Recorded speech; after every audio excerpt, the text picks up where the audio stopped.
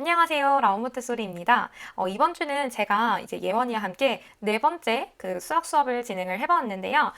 지난주까지 계속해서 딱 떨어지는 숫자, 훨씬 더 깔끔하게 나눌 수 있는 숫자들을 위주로 봤었다면, 이제는 100의 자리에게는 100을 주고 10의 자리한테는 10을 줘야 되고 1의 자리한테는 1을 줘야 돼. 혹은 100의 자리에게 1000을 줬다면 10의 자리에겐 100을 줘야 되고 1의 자리에겐 10을 줘야 돼 라는 이런 개념들을 알려주려고 하고 있어요. 그리고 만약에 나눌 수 없을 땐 어떤 식으로 문제를 해결해야 되는지 이런 방법들을 알려줄 거기 때문에, 이제 어느 정도 딱 떨어지는 숫자에 대한 연습이 다 된 친구는 오늘의 이런 방법들을 잘 보시면서 어떻게 문제를 내줘야 할지, 어떤 방식으로 아이와 소통을 해야 될지를 좀 중점적으로 봐주시면 좋을 것 같습니다.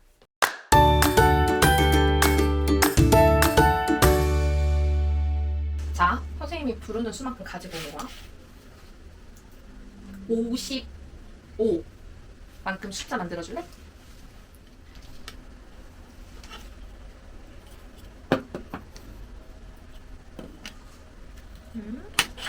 그거를 여기다가 11, 11명한테 나눠줄게요. 오늘은 여기 있는 숫자를 11명한테 나눠줄 거거든? 우리 가장 어떤 수부터 나누기로 했지? 큰 수. 그치, 가장 큰 수를 10한테 나눠줬으면 배고픈이란 그치, 또 배고픈 10번. 정답은 5가. 그치, 우리가 5개씩 나눠줬네. 자, 그럼 제가 지난번에도 한번 말씀을 드렸었지만, 이 우표놀이를 진행할 때는 굉장히 중요한 게 어떤 문제를 내는지, 어떤 단계로 문제를 만드는지가 굉장히 중요하다고 말씀을 드렸을 거예요. 그 이유가 딱 떨어지는 숫자는 저희가 그냥 하나씩 똑같이 나누면 된다는 규칙만 있으면 되는데, 이게 점점 저희가 매번 한 자리 숫자로만 나눌 게 아니라 두 자리, 10의 자리, 100의 자리, 1000의 자리로 나누는 것까지도 가능해야 하잖아요. 그렇기 때문에 그걸 연습하기 위해서는 이 단계를 잘 밟아야 하는데요. 제가 오늘은 이제 10의 자리, 11로 나누는 것을 진행을 해봤고, 두 자리로 나눌 때 어떻게 나눠야 하는지, 이 내림을 할 수 있는지를 확인하기 위한 작업을 먼저 진행을 했고요. 지금 이 친구가 큰 것부터 나눠야 된다라는 거, 그 다음에 똑같이 나눠야 된다고 하는 거, 그 다음 마지막 숫자를 답으로 해야 된다는 이 모든 규칙을 다 이해하고 있기 때문에 제가 여기서 조금 더 큰 숫자를 제공해서 문제를 한번 풀어보도록 하겠습니다. 자, 그럼 이번에 조금 더 큰 숫자를 한번 해볼게요. 4,444. 4,444.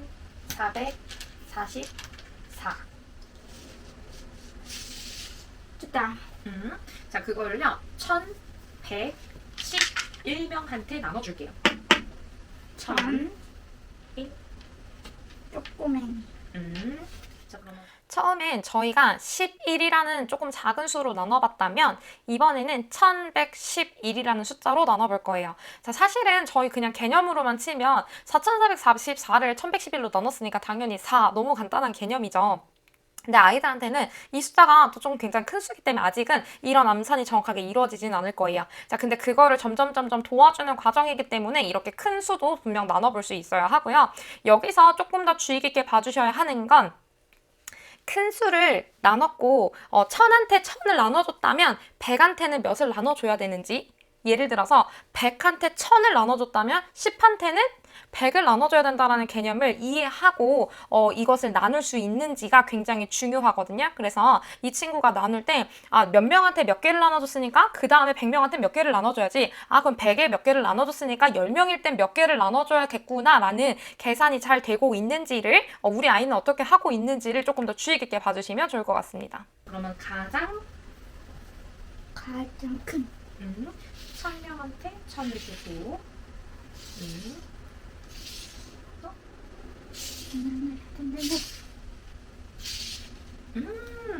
4. 정답은 4.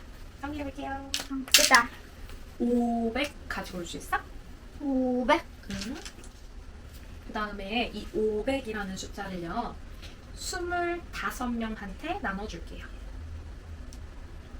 25명. 25명. 하나. 됐어? 그러면 예원아 잘 봐. 이번에는 제가 500을 가지고 오라고 하고 그다음에 25명에게 나눠준다고 했어요. 사실 숫자의 크기로만 따지면 4444보다는 500은 훨씬 작은 숫자고 또 1111이라는 숫자보다는 이 25가 훨씬 더 작은 숫자긴 하지만 나눗셈을 하기는 굉장히 조금 더 까다로워졌습니다. 그래서 여기서 봐주셔야 될 거는 아까 말씀드린 것처럼 큰 수에 큰 숫자를 나눠주고 1일 때는 몇을 나눠줘야 되는지 이 내림이 가능한지도 봐주시고 지금 500을 가지고 오라고 했기 때문에 100의 우표가 5개밖에 없는데 이걸 어떻게 똑같이 나누어 줄 수 있는지에 대한 개념을 어떻게 진행을 하는지 봐주시면 좋을 것 같습니다.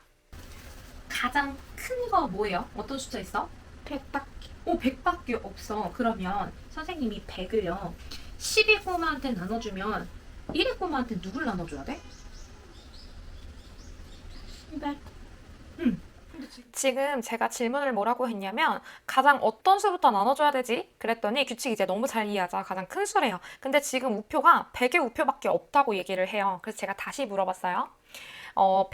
여기에 있는 10의 꼬마한테 쌤이 100을 나눠줬어. 그러면 1의 꼬마한테는 몇의 우표를 줘야 될 것 같아? 라고 물어봤더니 10이라고 대답을 합니다. 자, 그럼 이 친구는 지금 100이라는 거를 10한테 나눠준다면 우리가 한 명한테는 10이라는 숫자를 나눠줘야 되는구나 라는 개념이 머릿속에 잘 잡혀 있는 거예요. 그럼 이제 이 다음 단계로 넘어갈 수가 있겠죠. 만약에 이 단계가 되지 않는다면 이 과정만 나오는 나눗셈 문제를 여러 개 만들어서 반복할 수 있도록 도와주셔야 돼요. 그래서 10명한테 10개를 주면 한 명한테 1개를 줘야 돼 라는 조금 쉬운 개념으로 해서 10명한테 100개를 줬으면 한 명한테는 10개를 줘야 돼 라는 개념까지 계속해서 반복할 수 있도록 해주세요. 이게 익숙해져야 이 다음 단계로 넘어갈 수 있는 거고요. 제가 오늘 이 두 단계를 모두 섞은 이유는 이 친구가 지금 초등학생이고 이해를 굉장히 잘 따라오고 있기 때문에 제가 이렇게 진행한다라는 거를 유의해 주시면 좋겠습니다. 근데 지금 10의 꼬마가 없죠. 그럴 땐 어떻게 할 거냐면요.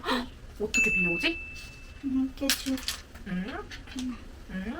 다 빌려. 제가 예원이한테 지금 100밖에 없는데 10을 어떻게 할 수 있을까라고 물어봤더니 예원이가 빌려와야 돼요 라고 얘기했거든요. 그래서 저는 이 친구가 그러면 100을 10으로 바꿔올 수 있다는 걸 알고 있구나 라고 생각해서 제가 먼저 시범을 보여주지 않고 한번 해볼래 라고 했더니 이 친구가 어떻게 했냐면 100을 놓고 10을 하나만 바꾸었어요. 그렇다는 건 지금 100이라는 게 10이 10개 모여서 다시 100이 된다라는 개념을 지금 까먹고 있다라는 거예요. 그래서 만약에 지금 우리 아이가 한 이제 6세 반 혹은 7세 정도가 됐는데 이 개념을 헷갈려 한다면 다시 1의 우표가 10개 모이면 10이 되고 10의 우표가 10개 모이면 100이 되고 100의 우표가 10개 모이면 1000이 된다는 거를 다시 알려주셔야 되고요. 지금 이 친구처럼 초등학생인데 이 개념을 조금 헷갈려 하는 것 같다라고 하면 다시 한 번 더 물어보는 거예요. 100의 우표는 10의 우표 몇 개로 바꿔올 수 있어? 라고 물어봤을 때 10개라고 하시면 그냥 빌려올 수 있도록 해주시면 되는 거고 만약에 그렇게까지도 물어봤는데도 이해를 못하는 것 같을 때는 아까 말씀드린 것처럼 이게 뭐여서 10개가 되는 거야 라는 처음에 했던 그 소개 단계로 다시 넘어가 주시는 것이 맞습니다. 자, 우리가 100을 줬으면 10의 우표 몇 개를 바꿀 수 있지? 10개. 10개 가져볼게요.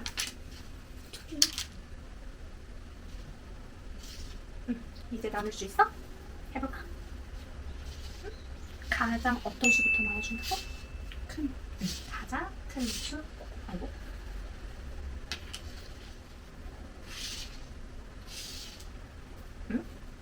모두 몇 개씩 받았어?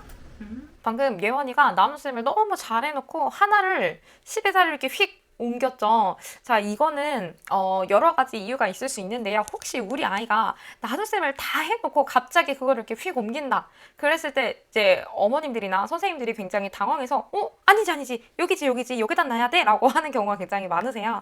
네, 이럴 때는 다시 물어보시면 돼요. 이 친구가 지금 이걸 휙 옮긴 이유는 제가 봤을 때는 우표를 막 삐뚤게 놓다 보니까 이게 어느 자리였지? 남은 우표인 줄 알고 그렇게 휙 옮긴 것 같거든요.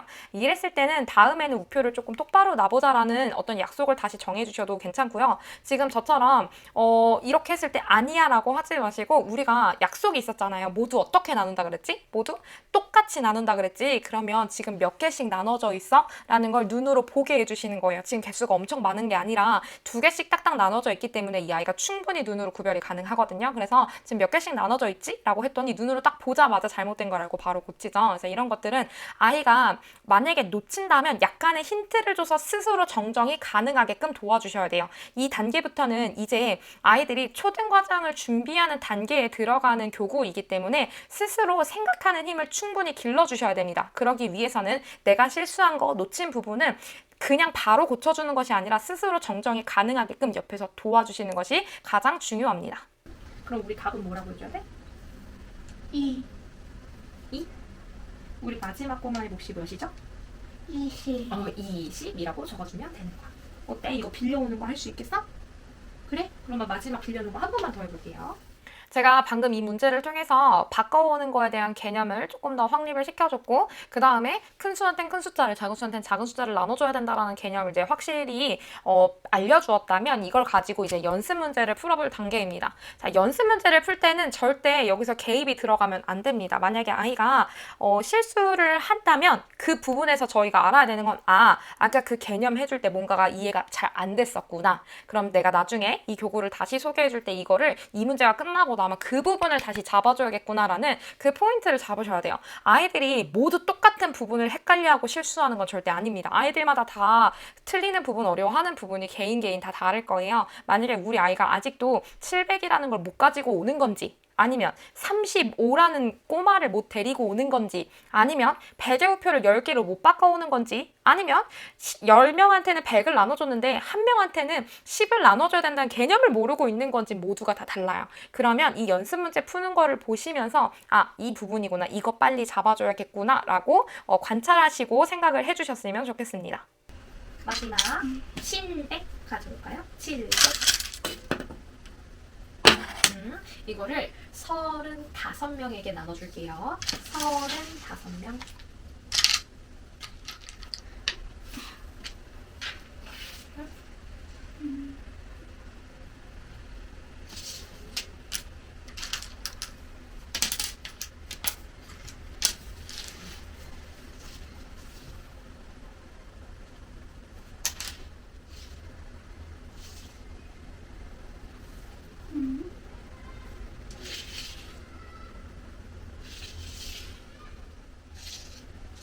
이십.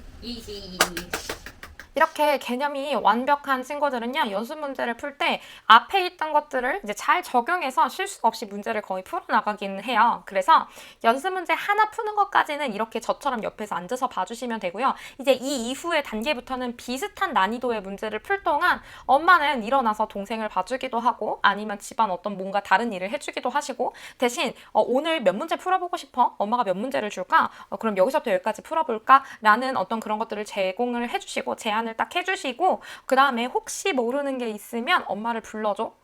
이제 너가 스스로 너무 잘할 수 있기 때문에 엄마도 옆에 왔다 갔다 하면서 보고 있을게. 혹시 모르는 거 있으면 꼭 물어봐야 돼? 라고 하고 잠깐 일어나셔도 좋아요. 근데 이때 일어나셔야 하는 이유는 이제는 아이들이 스스로 생각하는 힘을 길러야 한다고 말씀을 드렸잖아요. 그래서 내가 뭔가를 풀었는데 예를 들어서 그 답이 잘못 나왔어요. 그러면 빨리 다시 풀어보면서 뭐가 잘못됐는지를 스스로 생각할 수 있게끔 도와주셔야 되기 때문이에요. 근데 아무래도 어른이 옆에 앉아 있으면 나 틀렸는데? 어떡해? 엄마한테 물어보겠죠. 혹은 엄마도 옆에 있다가 이거 이렇게 해서 틀린 거야 라고 말을 해줘버리겠죠. 그럼 아이가 생각할 수 있는 이런 기회를 완전 뺏어가시는 거예요. 반드시 어느 정도 개념이 확립된 후에는 혼자서 활동을 다 할 수 있도록 도와주시는 것이 가장 중요합니다. 네, 오늘은 이렇게 예원이와 함께 내림을 잇는 수, 그 다음에 빌려와야 하는 그런 숫자들의 나눗셈을 진행을 해보았습니다. 사실 어른들 눈에 보기에도 사실 쉬운 과정은 아니에요. 제대로 배우지 않는다면 이걸 왜 쟤는 저기다 나누고 이건 이렇게 나눠야 되지? 이거 왜 이렇게 해야 되는 거지? 라는 거에 대한 의문이 굉장히 가득하실 수 있기 때문에 사실 가장 추천드리는 건 문제를 만드실 때 직접 해보시는 거예요. 그래서 아이한테 문제를 줬을 때는 이것이 전혀 오류가 없게끔 진행을 미리 연습을 해보시는 걸 좀 추천드리고, 그러지 않으면 아이랑 하면서 조금 헷갈리거나 실수하는 경우가 생기기도 하더라고요. 그래서 이런 거 먼저 해보시는 것들을 조금 더 추천을 드리면서 다음 시간에도 즐겁고 유익한 몬테소리 이야기로 찾아오도록 하겠습니다. 감사합니다.